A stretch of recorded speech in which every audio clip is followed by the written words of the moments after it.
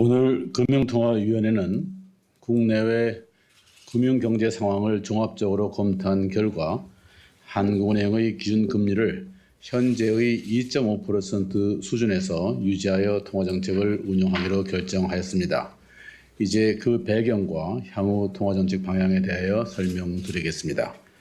먼저 세계 경제를 보면 미국에서는 완만한 경기 회복세가 지속되었으나 유로 지역에서는 경제 활동의 부진이 이어졌으며 중국 등 신흥시장국에서는 성장세가 다소 둔화되는 모습을 나타내었습니다. 국제금융시장은 미 연준의 출구 전략 조기 실행 가능성에 대한 우려가 완화되면서 안정되는 모습을 나타내었습니다. 글로벌 주가의 경우 미 연준, ECB 등이 통화정책의 완화 기조를 지속할 것이라는 전망에 미국의 경제지표 개선 및 기업 실적 호조의 영향이 가세하여 상승하였습니다. 주요국의 국채 금리는 7월 중순까지 하향 안정세를 보이다가 하순 이후 미국 경제지표 호조의 영향으로 다소 반등하였습니다.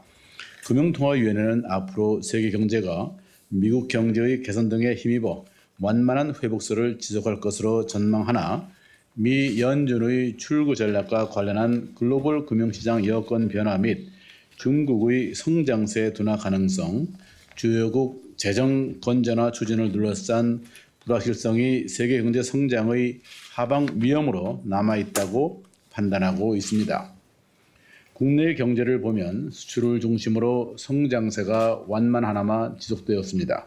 7월 중의 수출은 IT 제품의 호전에 힘입어 전년 동월 대비 2.6% 증가하였습니다. 다만 영업일수를 감안한 일평균 수출액은 18억 3천만 달러로 전년 동월의 18억 6천만 달러보다 소폭 감소하였습니다. 내수 측면에서는 6월 중 소매 판매가 하절기용 가전제품 및 차량 연료의 판매 증가 등에 힘입어 증가하였으며 설비 투자 및 건설 투자도 각각 기계류 투자 증대 및 SOC 재정 집행액 확대 등으로 증가하였습니다. 앞으로 GDP 개본 상당 기간 만회 상태를 유지하겠으나 그 폭은 점차 축소될 것으로 예상하고 있습니다. 7월 중의 소비자 물가 상승률은 농축산물 가격이 기상 악화 및 일부 축산물의 수요 증가 등으로 석유류 가격이 국제유가 반등의 영향으로 상승 전환함에 따라 전월의 1.0%에서 1.4%로 높아졌습니다.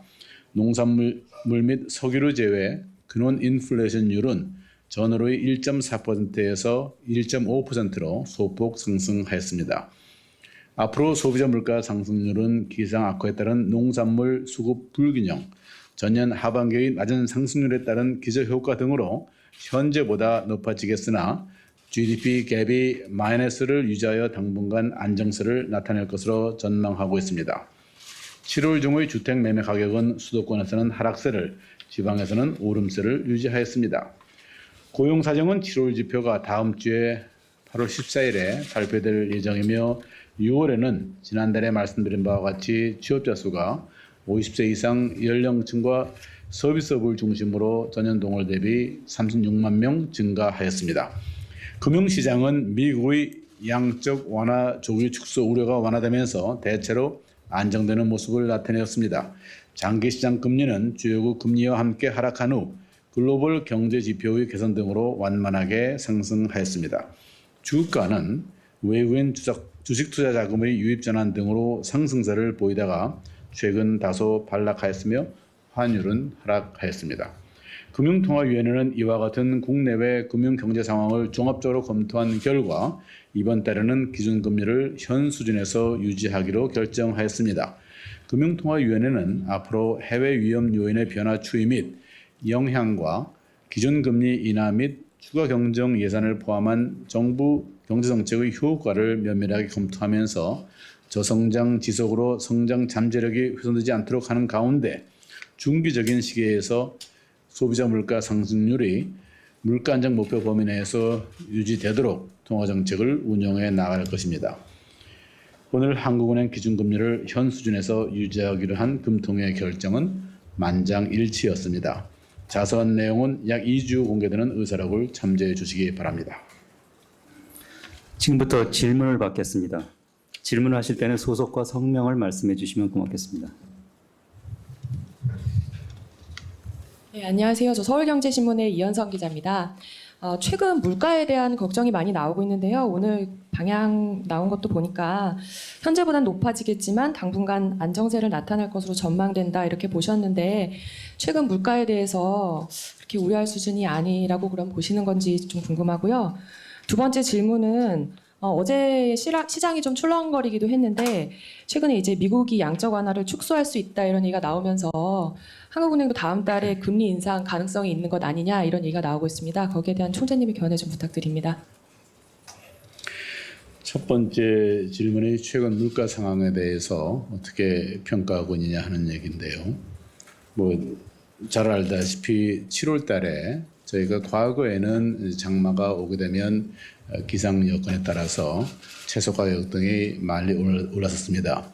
근데 올해는 잘 알다시피 장마가 주로 중부에서 나타났었기 때문에 실제로 농산물 가격이 오른 것은 지난달 하순부터 좀 오르고 있습니다. 그래서 과거와 같으면 8, 9월에 많이 오를 것으로 저희가 지금 미루어 짐작할 수 있겠습니다만 제가 지금 그렇게 예상한다고 말씀드릴 수는 없고 8, 9월에 어떻게 될지를 지금부터 저희가 잘 보고자 합니다. 또 하절기의 폭염이라든지 이런 기상 여건에 따른 영향도 저희가 잘 보고자 합니다.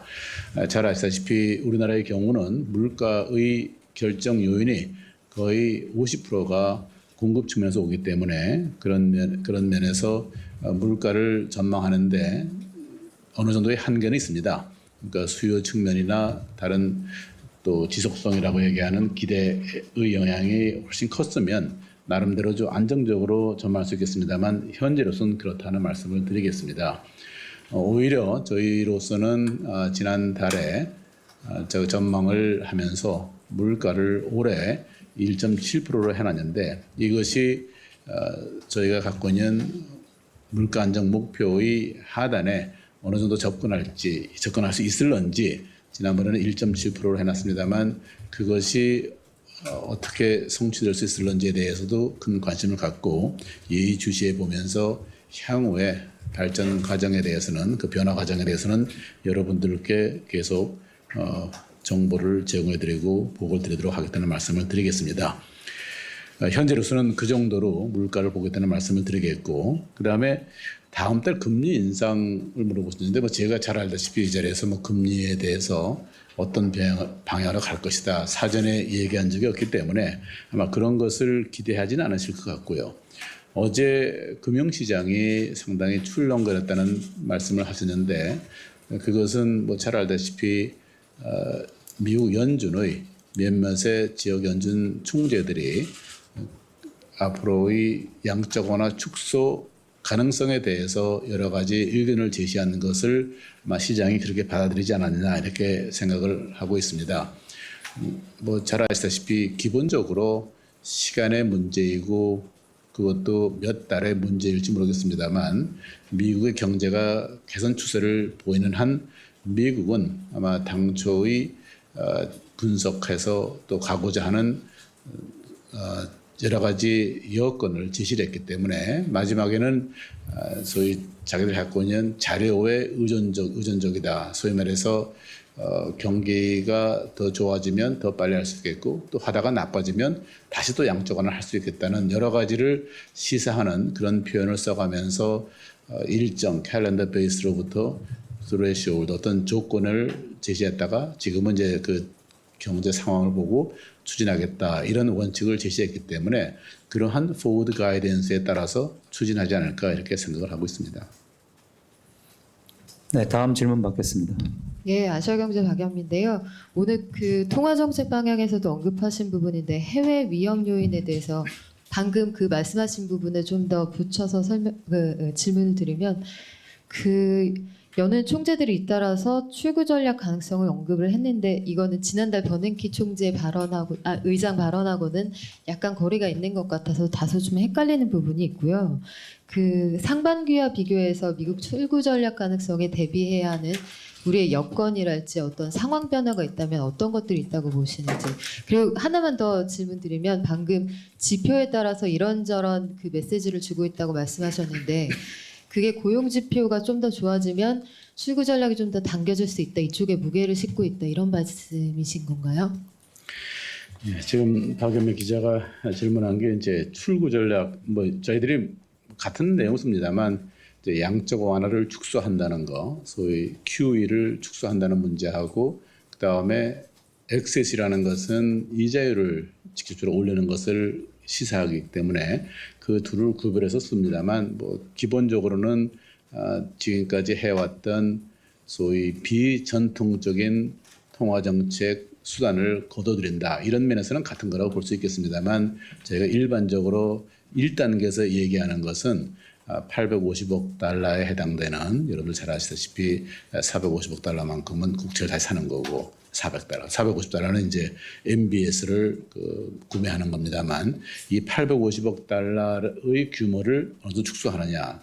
전에 얘기했습니다만 850억 달러라는 것은 계속 플로우 개념으로서 추가되는 거기 때문에 850억 달러를 설령 줄이더라도 전체의 그 스탁이 주는 건 아니고 늘어가는 속도가 준다. 이렇게는 일단 여러분들도 이해하시는 것이 옳다고 생각을 해서 제가 강조해서 말씀을 드리겠고 과연 지난번에 버냉키 의장이 얘기한 거하고 다른 거냐. 제가 뭐 다른 나라의 연준 총재들이 한 걸 갖다가 일일이 뭐 분석하고 그런 건 아닙니다만 그러나 여러분들이 이제 관심이 있으니까 몇 가지 정보를 말씀을 드리면 지난 며칠 동안에 지역 연준의 총재들이 5명이나 이제 이런 거에 대해서 얘기를 한 것이죠.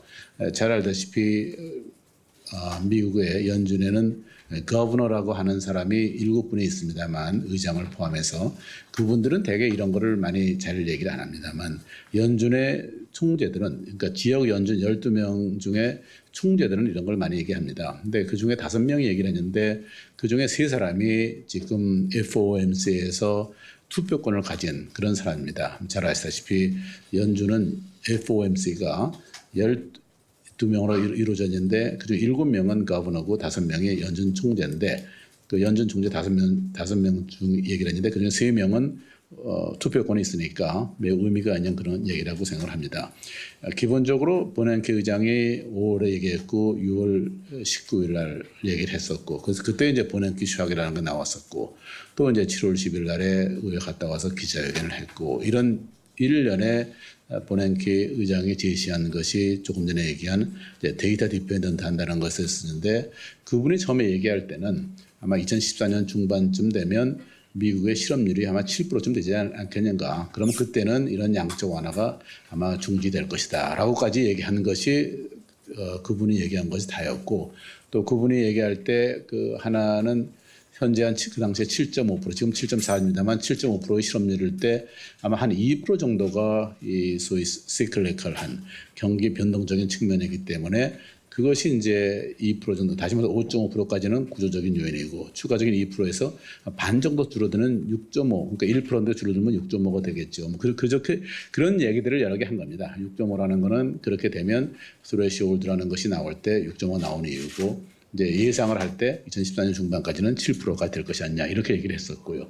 이제 그런 얘기를 일반적인 사람들이 알고 있었는데 지난 몇몇 연준 총재들이 기자회견을 하면서 그러면 9월에는 어떻게 되느냐 하니까 어떤 분은 9월에 이것을 양적 완화 축소할 가능성을 배제하지는 않겠다라고 하는 것이 굉장히 충격적으로 받아들였다는 측면이 있고 그다음에 이제 실업률보다는 고용 자체를 한 18만에서 한 20만 된다면 굉장히 호전됐다고 보는 것이 아니냐 이런 기준을 제시한 분들도 있고 하기 때문에 아마 언론이나 시장에서 봤을 때는 지금 이런 것을 가지고 상당히 깊숙하게 논의가 되고 있구나라는 아마 느낌을 받지 않았나 저는 이렇게 생각을 합니다. 근데 그거에 대해서 장하게 제가 이게 설명을 드리는 이유는 뭐냐 그러면 그러한 것보다는 여러분들도 잘 알다시피 지금 비전통적인 통화정책 수단을 가지고 상당히 많은 유동성이 나왔기 때문에 지금은 조그마한 변화에 대해서도 시장이 단기적으로 굉장히 그 과잉 반응하는 크게 반응하는 그런 성향을 보이겠다는 것을 하나 말씀을 드리겠습니다. 무슨 얘기냐면 경제의 아주 근본적인 것보다는 이러한 금융시장의 변화에 따라 가지고 어떤 정책의 변화에 따라서 금융시장이 변화하는 것은 아마 이 출구 전략이 다 마무리될 때까지 어느 정도는 반복이 되지 않겠는가. 그래서 우리도 그런 면에서는 매우 주의 깊게 이것을 보고 그거에 대한 대처를 해야겠다 이렇게 생각을 합니다.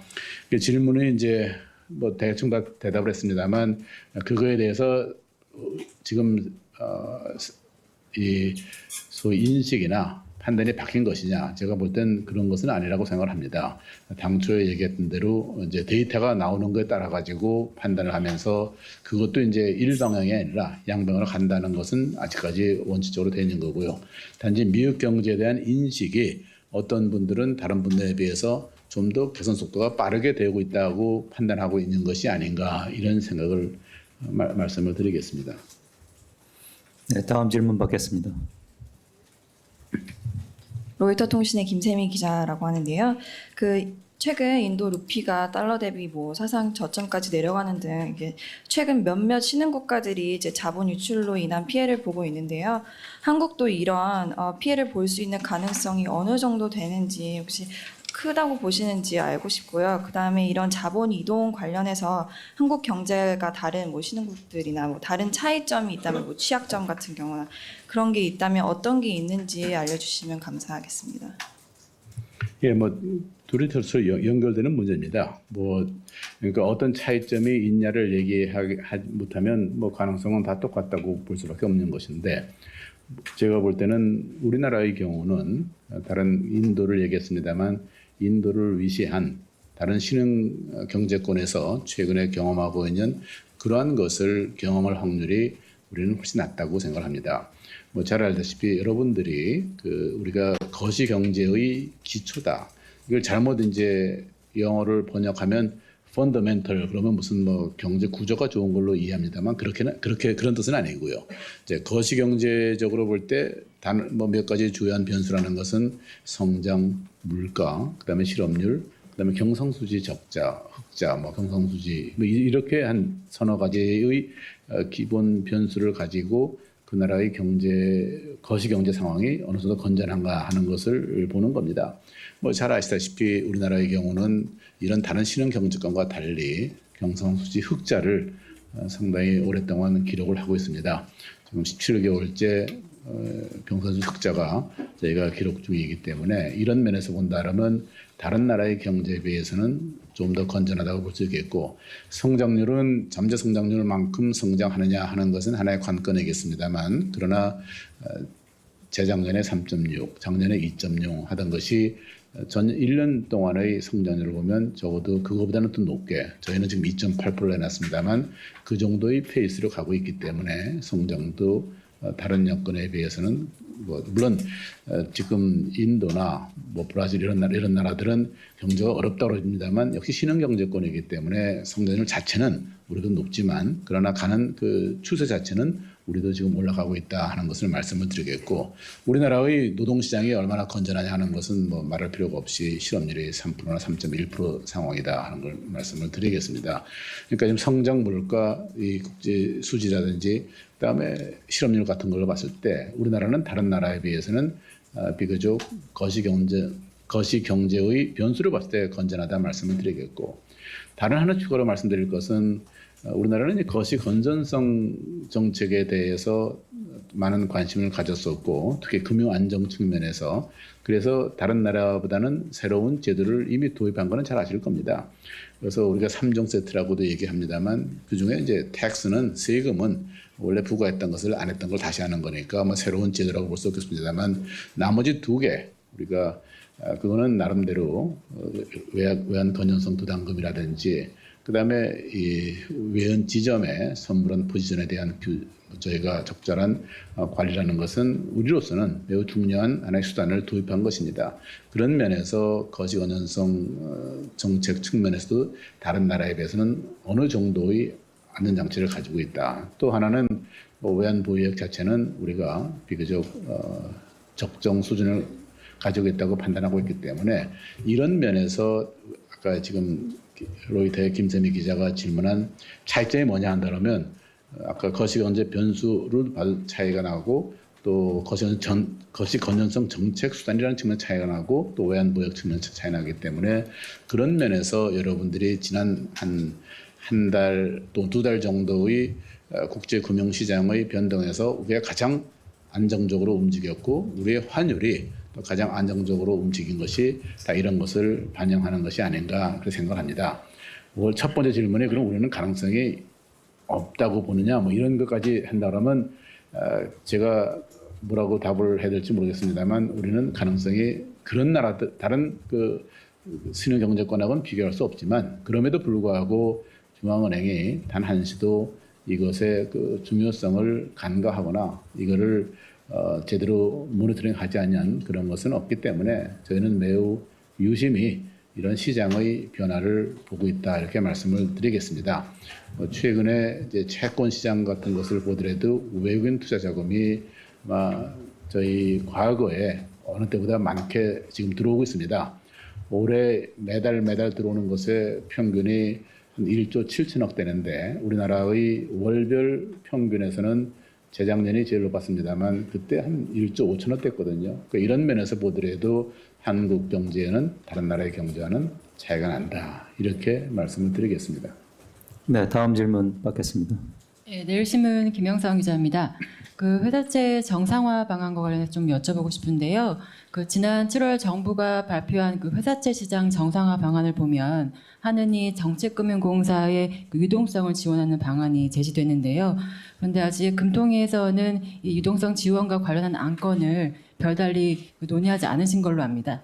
그래서 시장에서는 한은과 금융위가 좀 재원 조달과 관련해 아직 좀 신경전을 벌이는 것 아니냐라는 시각이 나오고 있고요. 또 정부 일각에서도 한은이 시간을 끄는 것 같다라는 생각을 하는 것 같은데 총재님이 이에 대해서 어떤 생각을 갖고 계신지 궁금하고요. 또 금통위에서 이 건을 논의하신 부분이 있는지 아니라면 계획을 어떻게 잡고 계신지도 궁금합니다. 지난번 회사채 시장 활성화 방안이 7월 초에 이제 발표가 됐을 때 잘 아시다시피 이제 취약 업종에 대해서 회사채 차원 발행을 어떻게 할 것이며 그거에 대해서 이제 중앙은행의 한국은행의 역할이 무엇이냐 하는 것을 얘기를 했는데 우선 답부터 말씀을 드리면 제가 반복할 필요는 없다고 생각합니다. 그 당시에 정부에서 발표할 때 주택금융공사가 신용보증기금에 출연을 해야 되는데 이에 필요한 유동성 공급의 그 하나의 그 조건으로서 한국은행이 이것을 지원하겠다 하는 것을 얘기를 한 겁니다. 그렇기 때문에 지금 이 자리에서 뭐 반복할 필요가 없이 한국은행이 얘기했으면 이미 그거는 지키는 것이지 뭐 어떻게 하면 그 여러분들한테 보도자료에도 다 한국은행이 그거를 유동성 공급을 지원한다 했으면 하는 것이다 말씀을 드리겠고요. 금통위에서는 그럼 무엇을 하는 것이냐. 금통위원들하고는 물론 협의를 했었고 금통위에서는 이미 이렇게 얘기를 했습니다. 거기서 이제 필요한 저희 원칙적으로는 금통위에서 동의를 했기 때문에 이제 정책금융공사가 이제 신용보증기금에 출연하기 위해서 차원심사 발행위원회를 만들어 가지고 어떤 이제 유동성 지원 규모라든지 뭐 조건, 시기 같은 거에 대해서 이제 요청해 올 겁니다. 그러면 그때 이제 금통위에서 그것을 심사를 해서 소위 요청을 해주는 겁니다. 물론 이제 일각에서 아마 김영선 기자가 그러네. 김영선 기자 속마음에는 아마 일각에서는 아마 시장에서 한국은행이 전체적으로 얼마를 미리 주니까 사전적으로 좀 얘기를 주겠다고 얘기를 하라 그러는데 그것은 사전적으로 얘기하는 것 물론 그런 방법이 뭐 고려되지 못할 건 없겠습니다만 금통위 입장에서는 사안이 들어오면 저희가 전체의 그 액수 규모 자체는 어느 정도 그 얘기를 해줬기 때문에 그것에 들어온 조건에 따라 가지고 지원 규모와 아까 얘기했지만 조건을 보고 금통위에서 판단해서 주면 되는 것이다 이렇게 생각을 하고 있습니다. 그것이 더 올바른 거지 사전적으로 여러분들 잘 아시다시피 이런 거에 항상 조심스러운 것은 한편에서는 금융 안정을 위해서 이것이 필요하고 또 중앙은행도 부분적으로 금융 안정에 책무를 지고 있기 때문에 이런 것을 하는 것은 뭐 시대적인 상황이라고 해서 하고는 있습니다만 그러나 이것에 따르는 우리가 일반적으로 아는 도덕적 해이라든지 여러 가지 문제를 다 고려를 해가면서 부작용이 없이 효과를 극대화를 하도록 해야지 이것을 그런 거 없이 할 필요는 없고 오늘은 중앙은행이 한번 얘기를 했는데 그거에 대해서 뭐 과연 꼭 할 거냐 안 할 거냐고 누가 질문한다면 그건 적절하지 않은 그 질문이다 이렇게 말씀을 드리겠습니다. 더 이상 질문 없으십니까? 예. 총재님 마무리 말씀 주시겠습니다. 하여튼 몇 가지 좋은 질문을 해주셔서 감사의 말씀을 드리고 제가 모두에 말씀드리고 또 질문 중에 말씀드렸습니다만 항상 이렇게 평온해 보이는 가운데서도 많은 변화의 여지는 있는 것이라고 보고 있습니다. 그래서 저희가 그거에 대해서 뭐 과민 반응한다든지 과잉 대응할 필요는 없겠습니다만 그러나 국제 금융시장의 변동이라는 것에 대해서는 매우 유심하게 관찰을 하고 저희가 대응책을 강구를 해야 된다고 생각합니다. 왜냐하면 뭐 말할 필요가 없이 우리 경제가 대외 그 여건에 많은 영향을 받기 때문에 그렇다. 그렇게 말씀을 드리겠고요. 또 이것이 이제 한편에서는 대외 경제 영향에 대해서 주목을 해서 이걸 잘 쫓아다니는 것이 중요하고 다른 한편에서는 이제 이것이 여러분들도 관심을 갖고 있는 국내 경제에 미치는 영향에 대해서 저희가 대응책이 무엇인가 하는 것을 항상 고민하고 있다는 말씀을 드리고 결코 시간을 놓치지 않게 저희가 이거에 대해 대응하고자 합니다. 지금 회사채를 얘기하셨습니다만 그 국제적으로 움직이는 건 또 움직이는 것이고 또 그거에 따라서 국내에서 여러 가지 문제가 제기될 수 있기 때문에 중앙은행이 하는 역할이 과거에 비해서는 훨씬 더 커졌습니다만 그러나 제 아무리 커지더라도 또 중앙은행은 중앙은행이 해야 될 책무가 법적으로 정해진 것이 있습니다. 그래서 그 범위 내에서 저희가 최선을 다해가지고 주어진 여러 가지 책무를 수행하도록 노력하겠다는 말씀을 드리겠습니다. 감사합니다. 네, 이상으로 기자 간담회를 마치겠습니다. 감사합니다.